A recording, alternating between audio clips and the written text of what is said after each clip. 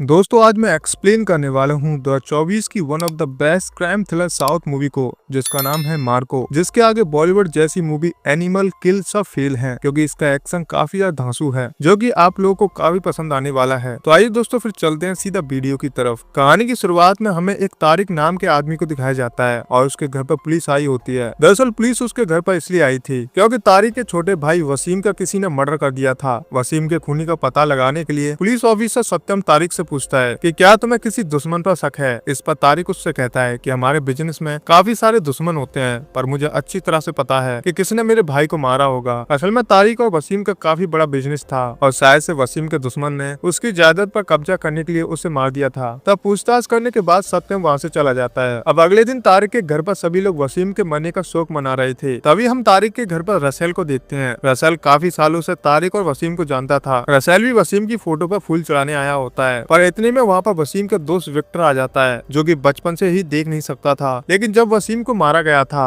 तब विक्टर भी उसी के साथ था। विक्टर को उस आदमी की स्मेल अच्छे से याद होती है जिसने वसीम को मारा था। साथ ही विक्टर उस खूनी की कार को भी अच्छे से जानता था। तब विक्टर को रसेल के शरीर से वही स्मेल आ रही होती है। इससे विक्टर समझ जाता है कि जरूर रसेल ने ही वसीम को मारा है। इसलिए विक्टर जल्दी से यह बात सभी को बताने जा रहा होता है, मगर रास्ते में रसेल विक्टर को पकड़ लेता है। रसेल भी जानता था कि विक्टर को उस पर शक हो गया है। इसी वजह से रसेल विक्टर को पकड़कर अपने अड्डे पर ले जाता है। फिर वो विक्टर से कहता है कि तुम भले ही अंधे हो, पर इसके बाद भी तुमने मुझे पहचान लिया, लेकिन अब मैं तुम्हें हमेशा के लिए मार दूंगा। इतना कहने के बाद रसेल विक्टर को एसिड के कंटेनर फेंक देता है। एसिड में गिरने की वजह से विक्टर चीखने चिल्लाने लगता है और धीरे धीरे एसिड के अंदर विक्टर का पूरा शरीर जल जाता है और उसकी दर्दनाक मौत हो जाती है। हालांकि जब रसेल ने विक्टर को एसिड में डाला था तब थोड़ा सा एसिड रसेल के हाथ पर भी गिर गया था, इसलिए एसिड की वजह से रसेल का हाथ भी थोड़ा सा जल जाता है। जिसके बाद हम रसेल के डैड टोनी को देखते हैं। टोनी एक बहुत बड़ा गैंगस्टर होता है। जो भी इंसान टोनी की बात नहीं मानता था उसे टोनी मौत के घाट उतार देता था। रसेल टोनी को विक्टर के मरने की बात बता देता है। यह सुनने के बाद टोनी बहुत ही ज्यादा घबरा जाता है, क्योंकि विक्टर का भाई टोनी से भी बड़ा आदमी था। टोनी अपने बेटे से कहता है कि तुम लोग विक्टर की लाश को कहीं फेंक दो और किसी को भी उसकी लाश नहीं मिलनी चाहिए, वरना विक्टर का बड़ा भाई हमें जिंदा नहीं छोड़ेगा। तो टोनी के कहने पर रसेल और उसका आदमी देवराज विक्टर की लाश को नदी में फेंक देते हैं, लेकिन वो लाश नदी से बहते हुए किनारे पर आ जाती है। अब अगले दिन पुलिस ऑफिसर को नदी के पास विक्टर की लाश पड़ी हुई मिलती है, तो सभी लोग सोच में पड़ जाते हैं कि आखिर विक्टर को किसने मारा होगा। फिर सत्यम विक्टर की गर्लफ्रेंड ईसा से विक्टर के बारे में पूछताछ कर रहा होता है। ईसा उसे बताती है कि विक्टर मुझे बहुत प्यार करता था और किसी ने जानबूझकर विक्टर को मारा है। यहाँ ईसा विक्टर की मौत से काफी ज्यादा दुखी थी और हमें पता चलता है कि ईसा और विक्टर ने साथ में जिंदगी जीने के लिए काफी सारे सपने देखे थे, पर विक्टर की मौत के बाद सारे सपने चूर चूर हो गए। फिर विक्टर की बॉडी को पोस्टमार्टम के लिए भेज दिया जाता है और रिपोर्ट से सबको पता चलता है कि विक्टर को एसिड में डालकर मारा गया है। इसके बाद कमिश्नर सत्यम से कहते हैं कि वसीम और विक्टर का केस एक दूसरे से जुड़ा हुआ है, पर जिसने भी विक्टर को मारा है वह जिंदा नहीं बच पाएगा, क्योंकि विक्टर के दो बड़े भाई हैं, जॉर्ज और मार्को। जॉर्ज विक्टर का बड़ा भाई है और मार्को को जॉर्ज के पिता ने अडॉप्ट किया था। मार्को तो एक दरिंदा है, वो अपने भाई का बदला जरूर लेने आएगा। जिसके बाद हम जॉर्ज को देखते हैं, जो अपने भाई की मौत पर मन ही मन रो रहा होता है। साथ ही जॉर्ज की छोटी बहन नैन्सी भी अंदर से बहुत दुखी होती है। इतने में जॉर्ज अपने आदमी से कहता है कि मार्को कुछ काम से बाहर गया है,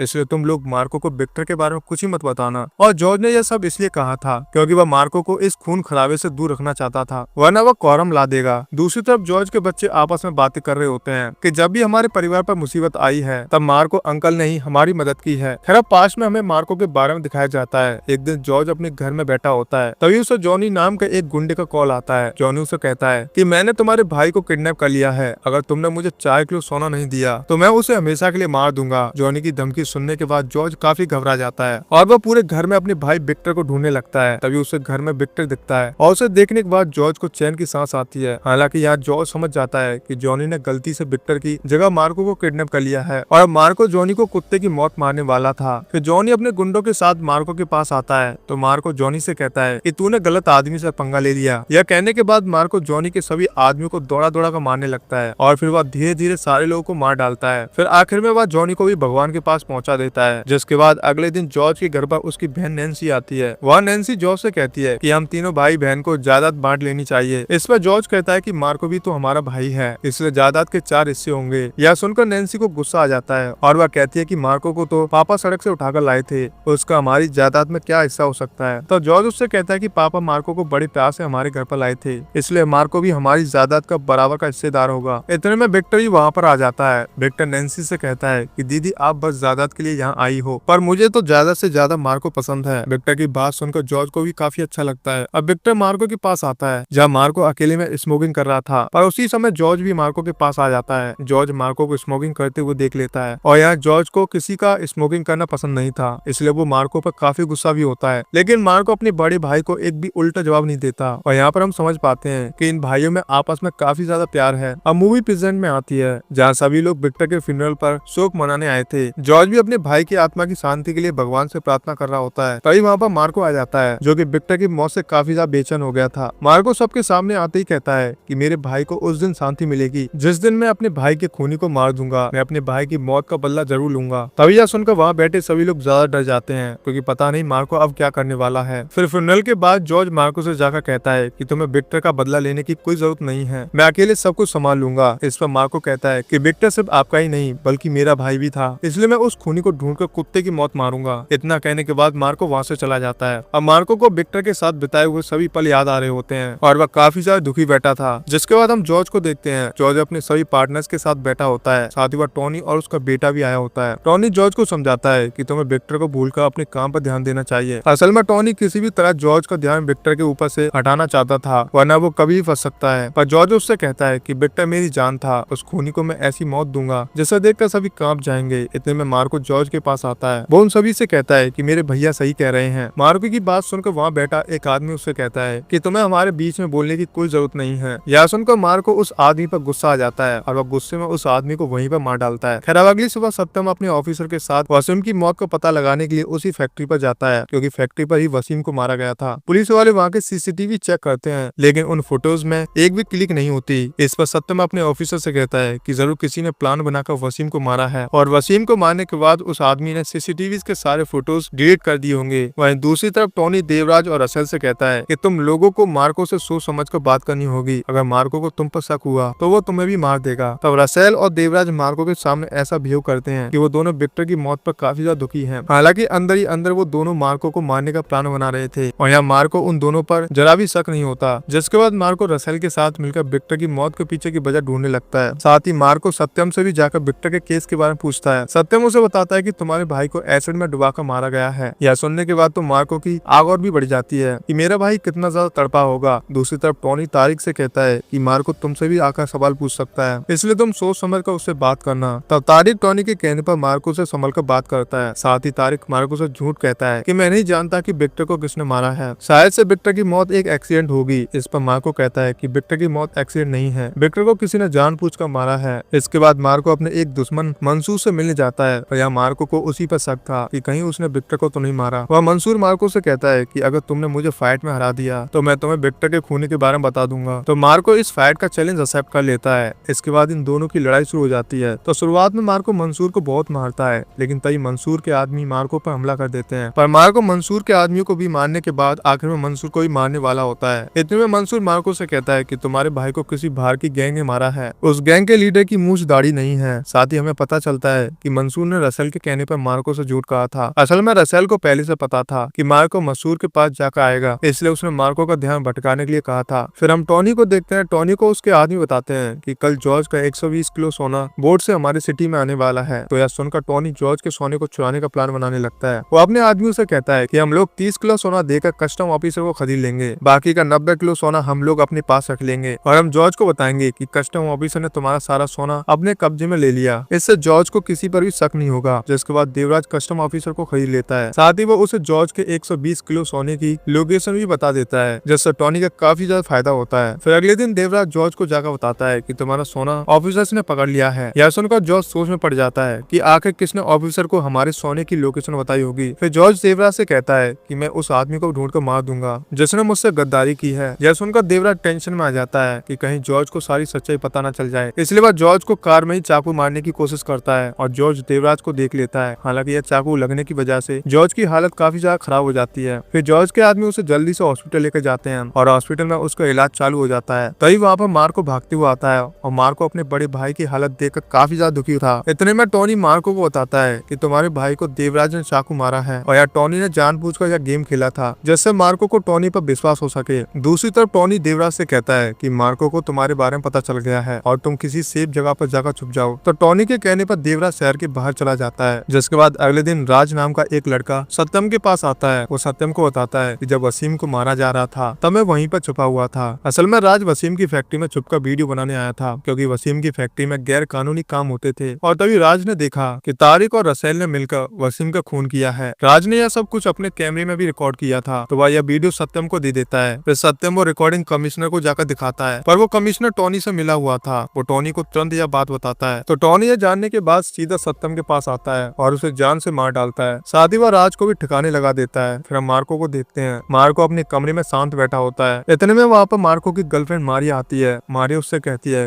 कि तुम मुझे कभी भी टाइम नहीं देते, मुझे नहीं लगता कि हम दोनों एक दूसरे के लिए बने हैं। इतना कहने के बाद मारिया मार्को को उसकी रिंग वापस दे देती है और वहाँ से चली जाती है। हालांकि तब भी मार्को उससे कुछ नहीं कह पाता। फिर हम जॉर्ज को देखते हैं। जॉर्ज का आदमी उसे वो वीडियो लाकर दिखाता है जिसमें रसेल और तारिक वसीम को मार रहे थे। हमें पता चलता है कि असल में सत्यम को कमिश्नर पर शक हो गया था, इसलिए उसने मरने से पहले जॉर्ज के एक आदमी को वो वीडियो दे दी थी। तो जॉर्ज ये सब देखकर समझ जाता है कि रसेल ने वसीम और विक्टर को मारा है। तो जॉर्ज ने रसेल के हाथ पर एसिड का निशान देखे थे, जिसके बाद जॉर्ज जल्दी से मार्को को कॉल करता है। पर उस समय मार्को रसेल के साथ कहीं जा रहा था और कॉल पर जॉर्ज मार्को को सारी बात बता देता है। लेकिन जब तक मार्को रसेल को कुछ कर पाता, उससे पहले रसेल के आदमी मार्को को और उसके दोस्त अनवर को बांध देते हैं। तो रसेल उससे कहता है कि आखिरकार तुम्हें सारी सच्चाई पता चल गई, मगर मैं तुम्हें बदला लेने के लिए जिंदा नहीं छोड़ूंगा। फिर रसेल मार्को के सामने बड़ी बेरहमी से अनवर का एक हाथ काट देता है और अनवर जो से चिल्लाने लगता है। अपने दोस्त को तड़पते हुए देखकर मार्को को और भी ज्यादा गुस्सा आ जाता है। फिर जब रसेल मार्को को मारने वाला होता है तब मार्को किसी तरह से रसेल और उसके आदमियों को मारना शुरू करता है और फिर वो एक एक करके रसेल के सभी आदमियों को मार देता है। फिर वह रसेल को भी बुरी तरह से तड़पाता है। इसके बाद मार्को अनवर को ले जाकर कार में बैठा देता है। उसे कार में बैठाने के बाद मार्को गुस्से में रसेल को मारने जाता है, पर तभी टोनी मार्को को कॉल करके कहता है कि अगर तुमने मेरे बेटे को मारा तो मैं विक्टर की गर्लफ्रेंड को मार दूंगा और उसके पेट में तुम्हारे भाई का बच्चा है। यह सुनने के बाद मार्को रसेल को कुछ नहीं कहता।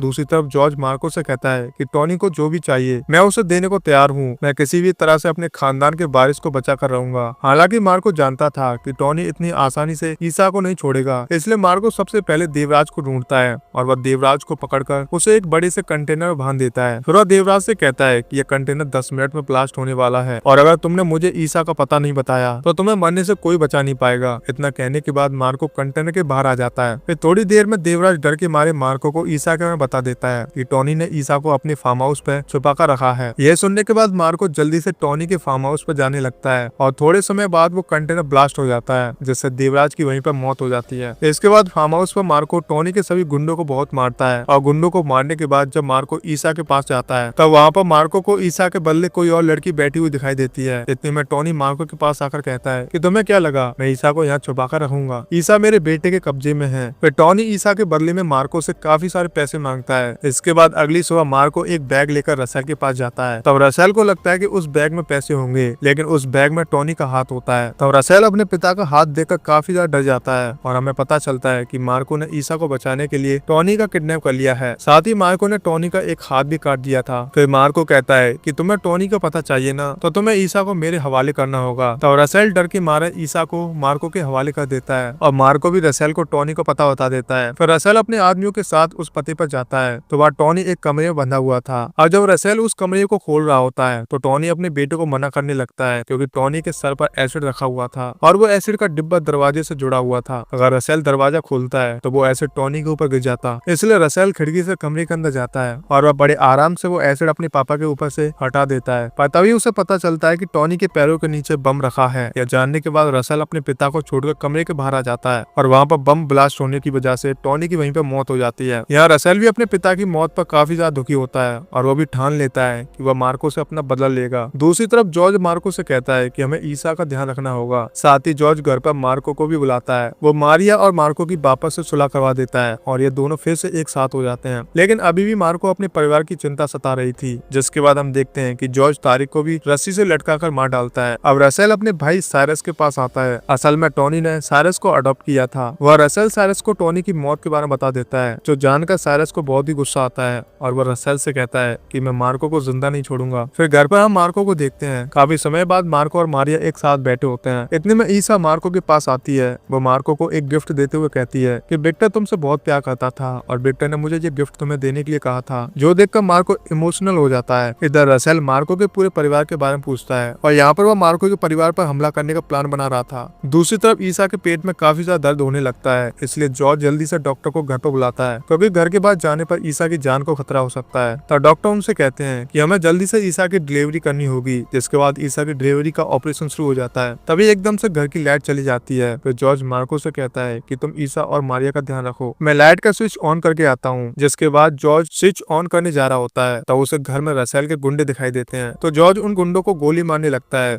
और गोली की आवाज सुनकर मार्को भी चौकन्ना हो जाता है। फिर साइरस और रसेल अपने आदमियों के साथ घर पर हमला कर देते हैं और वो लोग घर के सभी लोगों को मारने लगते हैं। वही हम देखते हैं कि साइरस ने जॉर्ज को भी मारकर घायल कर दिया था। दूसरी तरफ मार्को भी गुंडों से लड़ रहा होता है, लेकिन साइरस मार्को को भी बहुत ही मारता है। तो सभी गुंडे एक एक करके घर के सभी औरतों को मार डालते हैं। साथ ही रसेल अपनी आग बुझाने के लिए घर के छोटे बच्चों को भी बड़ी बेरहमी से मार डालता है। फिर साइरस ईसा के कमरे में जाता है जहाँ ईसा ने तब तक अपने बच्चे को जन्म दे दिया था। तभी वो ईसा को मारकर उसके बच्चे को अपने हाथ में उठा लेता है और आखिर में वो मार्को के सामने उसके परिवार के सभी लोगों को मार डालता है। हालांकि यहाँ साइरस मार्को को नहीं मारता, वो मार्को से कहता है कि मैं तुम्हें जानबूझकर नहीं मार रहा, क्योंकि मैं तुम्हें अपने परिवार के लिए तड़पते हुए देखना चाहता हूँ, क्योंकि मैं भी अपने बाप के लिए तड़पा हूँ। और फिर साइरस ईसा के बच्चे को अपने साथ लेकर चला जाता है। जिसके बाद मार्को अपनी आंखों के सामने अपने परिवार की लाश देखकर बहुत ही रोता है और वह सोच लेता है कि वो अपने परिवार का बदला उन सभी से लेकर आएगा। साथ ही मार्को ईसा के बच्चे को भी लेकर आएगा। अब मार्को अपने दिल में बदले की आग लेकर उनके अड्डे पर जाता है और वहाँ मार्को रसेल के सभी गुंडे को बहुत मारता है। वही हम देखते हैं साइरस ने ईसा के बच्चे को एसिड के पास रखा हुआ था, तभी मार्को सभी गुंडों को जान से मार डालता है और फिर वह सीधा आकर साइरस और रसेल से लड़ने लगता है। इसी दौरान वह रसेल के पेट में एक खंजर मार देता है। फिर लड़ाई के दौरान ही मार्को रसेल को मारकर उसके शरीर से दिल निकाल लेता है, जो कि देखने में काफी ज्यादा खतरनाक सीन था। और यह देखकर साइरस काफी ज्यादा डर जाता है, ये मार्को तो हैवान है, और वह उस बच्चे को उठा के एसिड में फेंकने वाला होता है। लेकिन इतनी देर में मार्को साइरस का गला काट देता है, जिसके बाद आखिर में मार्को का बदला पूरा होता है। हालांकि मार्को ने यहाँ पर अपना पूरा परिवार खो दिया था, तब मार्को उस बच्चे को लेकर अपने साथ चला जाता है। इसके बाद हम देखते हैं कि मार्को को अपने परिवार की बहुत याद आ रही होती है, पर उस बच्चे के अलावा मार्को के पास कोई भी नहीं था, इसलिए उसे अपने बच्चे की तरफ पालने लगता है। और दोस्तों, इसी के साथ इस फिल्म की कहानी यहीं पर समाप्त होती है। तो दोस्तों, मैं उम्मीद करता हूँ आप लोगों को इस फिल्म की कहानी काफी ज्यादा बढ़िया लगेगी, और पर्सनली मैं बताऊँ तो मुझे तो बहुत ही अच्छी लगी इस फिल्म की कहानी। और इसी बात के लिए आप हमारे चैनल को जरूर सब्सक्राइब कीजिएगा, और मैं आप लोगों से जानना चाहता हूँ कि आप लोगों को कैसी लगी, कमेंट करके जरूर बताइएगा। तो फिर मिलते हैं दोस्तों एक और बेहतरीन मूवी के साथ। जय हिंद दोस्तों।